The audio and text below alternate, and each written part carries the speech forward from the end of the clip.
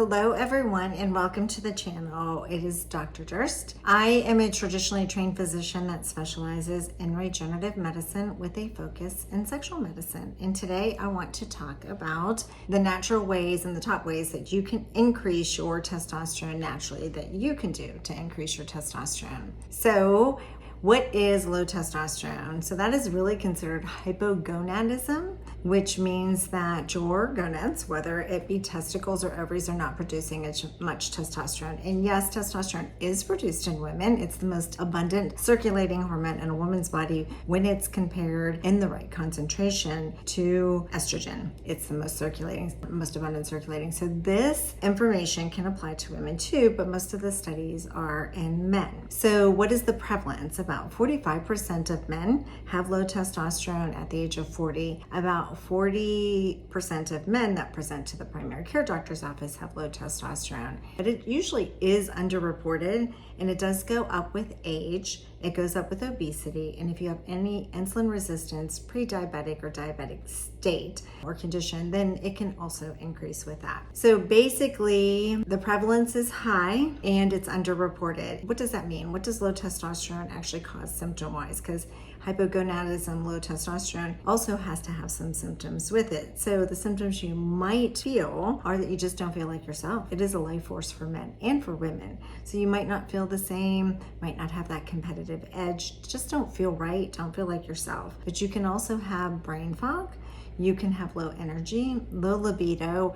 You can actually have erection changes or sexual dysfunction for women, weight gain, body composition changes. But some of the things you don't necessarily think about a lot are sleep and mood. So those are two things that could potentially be a low testosterone. So lots of good reasons, lots of reasons for feeling better that you would want to get that testosterone up. And so we'll talk about how you can do that. But before we do, I want you to think about all the behind the scenes things that low testosterone can put you at risk for. So brain disorders, cardiovascular disorders, bone loss, all risk mortality. So all cause mortality, can go up if you have low testosterone. So there's lots of reasons why we want to try and boost that. And it's a comprehensive approach. So what is the number one way is weight loss. So if you think about your fat cells, they have an enzyme that converts testosterone, which is much wanted, into estrogen. And so there was a study with pre-diabetic men, middle-aged, overweight, average age was 54, and guess what? There was 900 of them, but if they lost weight, they decreased or delayed or prevented their onset of diabetes, and these were pre-diabetic men, but they also decreased the prevalence of low testosterone by 50%. The average weight loss was 17 pounds, so not an excessive amount of weight to lose. So if you could prevent your onset of diabetes and you could also increase your testosterone, it is a win-win. And guess what? Those obese men and the pre-diabetic, and it is shown that if you have prediabetes or diabetes, you have an increased risk of low testosterone. The prevalence was super high, 1 out of 4. So very high, but that lifestyle intervention of weight loss really made a difference. The second way is to improve nutrition. Some of the things you think about, cholesterol goes to DHEA, which goes to form sex hormones, and so testosterone, estrogen, and what we're talking about today is testosterone, or it can go to form cortisol. So if you think about stress, which we'll get into after, if it's going to form cortisol and you're stressed and that stress is excessive or prolonged, then you're going to make less sex hormones. So, but if you think about it, cholesterol is a fat. So just from a logical perspective, you don't want a low fat diet. You want healthy fats to increase your testosterone. You want lean protein. So if you think about just healthy foods, but a low carb, high protein is actually shown to decrease your testosterone. The bottom line is a balanced diet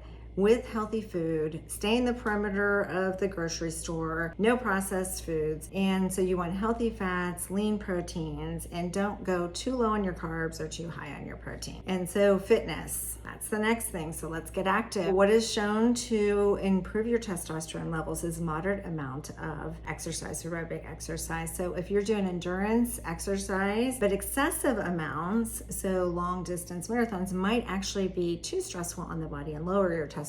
So a moderate amount of endurance exercise or HIIT. And there was a study that showed resistance training across the board, all ages, increased your testosterone. So HIIT workouts where you're increasing that heart rate, letting it come back down, that's great for heart rate variability as well, which is a longevity marker. And so it helps bring your testosterone up too. And then also add in some resistance training. So as we get older, resistance training is super important, building that muscle, and that muscle is a reservoir if you just think about that for testosterone. And so you really want to build muscle as we get older. So light exposure, that's one of them that, again, a lot of people kind of talk about sleep, and sleep deprivation doesn't necessarily, you want healthy sleep, obviously, because it's stressful if you don't. But I did look, there's a study in 2003, and I know that Huberman talks about light exposure in the morning as well. But there's a study in 2003, if you had light exposure to natural sunlight between 5 and 6 a.m., that it can increase your testosterone. So pretty important, less about the sleep duration, but more about that light exposure in the morning and increasing your dopamine. And if you increase your dopamine, that correlates with an increased testosterone. But it comes to next, breathing. So there's lots of talk about nasal breathing and how healthy it can be and how it increases your oxygen, decreases your CO2. But I think the important thing is that it decreases your cortisol, which is your stress hormone. And as we talked about, that will divert your sex hormone production into cortisol. So that lowers testosterone. So anything such as breathing and meditation, prolonged exhalation, where you're taking a longer breath in, a shorter breath in, not shorter, but like maybe count to 4 in, and you're going to 6 seconds or 8 seconds out. That increases your parasympathetic tone. That increases or decreases your cortisol and therefore increases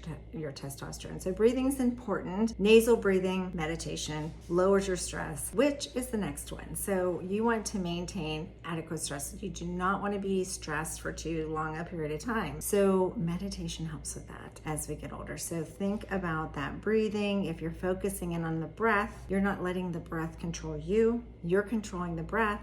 You're increasing your parasympathetic tone, decreasing your cortisol, increasing your testosterone. It's a win-win all across the board for health. So limiting toxic exposure. So if you just think about all the plastics and the endocrine disrupting chemicals that are there, if you think about endocrine as hormone disrupting chemicals, it just means it interrupts your hormone production in the body. So limit your plastics, don't heat up things in plastics, use glass. That's a safer or BPA free plastics. But if you can just take a water bottle, make a glass, anything but plastics is helpful, because then you're just not going to make hormones. Lots of supplements that can increase your testosterone. So D3, there's a study that shows at least 3,000 a day would increase your testosterone by 25%. And we usually keep levels around 80 to 100. We follow that in our patients. Creatine has some study support for increasing testosterone, but really if you just think about it, building muscle, and if you're building more muscle, you're metabolizing faster, you're losing weight. So it all kind of logically makes sense, but creatine is primarily for muscle building, ATP production, and so better workouts. Magnesium and zinc, and if you think about some foods that have all of that, leafy greens, and you have beets, and you have legumes, and you have nuts, and just those healthy fats, avocados and olive oil, you're going to get some magnesium and zinc in a lot of the foods that you eat, and both of those can increase your testosterone. Ashwagandha has some study support showing increase, but they're kind of mixed. Tongkat Ali is one that can increase your testosterone, and in the studies it shows about 90% of men had an increase in testosterone if they were taking 200 milligrams a day. And not only did it increase your testosterone, but it improved sexual function, and it also decreased stress. So it's a win-win all the way around. I'll do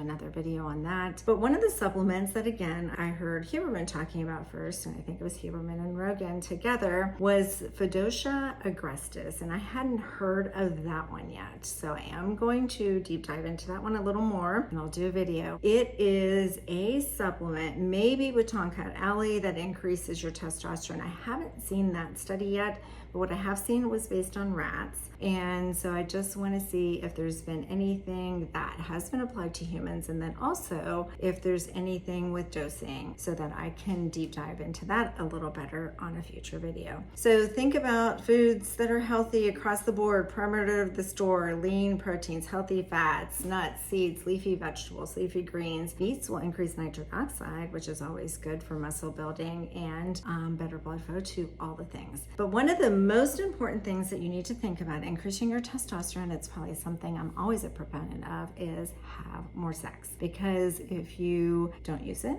you lose it. That is actually true. So that you will have more hormone production if you're having more sex. So just keep that in mind too. So there are so many things that you can do to increase your testosterone naturally. Let me know if you've tried some things, you've had some great results, anything that I haven't mentioned. I want to hear your experience and let me know what you think, and leave comments on other things you want to hear about, because I'm willing to deep dive into anything wellness or sexual wellness. Thank you.